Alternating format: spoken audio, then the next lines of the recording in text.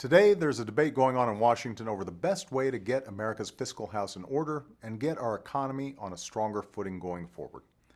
For a decade, America has been spending more money than we've taken in. And for several decades, our debt has been rising. Let's be honest, neither party in this town is blameless. Both have talked this problem to death without doing enough about it. And that's what drives people nuts about Washington. Too often, it's a place more concerned with playing politics and serving special interests than resolving real problems or focusing on what you're facing in your own lives. But right now, we have a responsibility and an opportunity to reduce our deficit as much as possible and solve this problem in a real and comprehensive way. Simply put, it will take a balanced approach, shared sacrifice, and a willingness to make unpopular choices on all our parts. That means spending less on domestic programs. It means spending less on defense programs.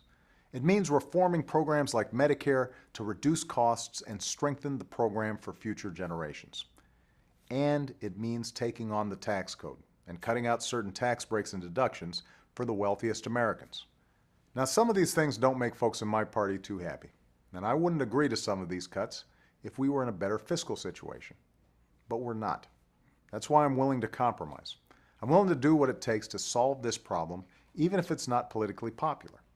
And I expect leaders in Congress to show that same willingness to compromise. The truth is, you can't solve our deficit without cutting spending. But you also can't solve it without asking the wealthiest Americans to pay their fair share, or without taking on loopholes that give special interests in big corporations tax breaks that middle-class Americans don't get. It's pretty simple. I don't think oil companies should keep getting special tax breaks when they're making tens of billions in profits. I don't think hedge fund managers should pay taxes at a lower rate than their secretaries.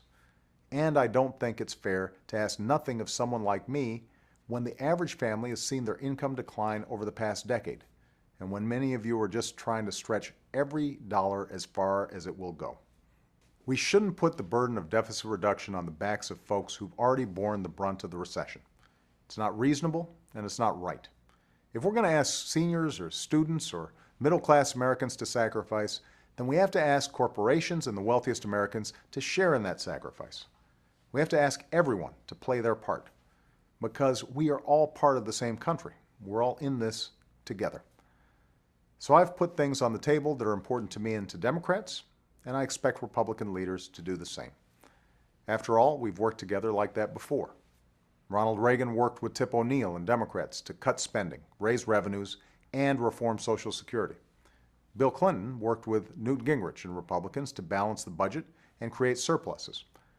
Nobody ever got everything they wanted, but eventually they worked together, and they moved this country forward. That kind of cooperation should be the least you expect from us, not the most you expect from us. You work hard, you do what's right, and you expect leaders who do the same. You sent us to Washington to do the tough things, the right things. Not just for some of us, but for all of us. Not just what's enough to get through the next election, but what's right for the next generation. You expect us to get this right, to put America back on firm economic ground, to forge a healthy, growing economy, to create new jobs and rebuild the lives of the middle class. And that's what I'm committed to doing. Thanks.